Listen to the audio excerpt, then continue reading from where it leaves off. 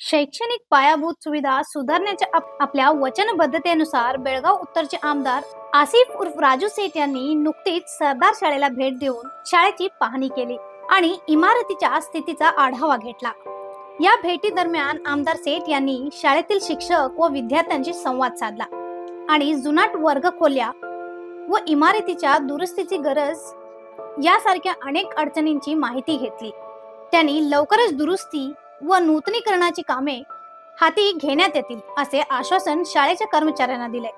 ते विद्यार्थ्यांच्या वर्गात जाऊन त्यांच्याशी संवाद साधत अभ्यासावर लक्ष केंद्रित करण्याचे आवाहन केले आणि त्यांचे शैक्षणिक वातावरण सुधारण्यासाठी प्रयत्न सुरू असल्याचे सांगितले।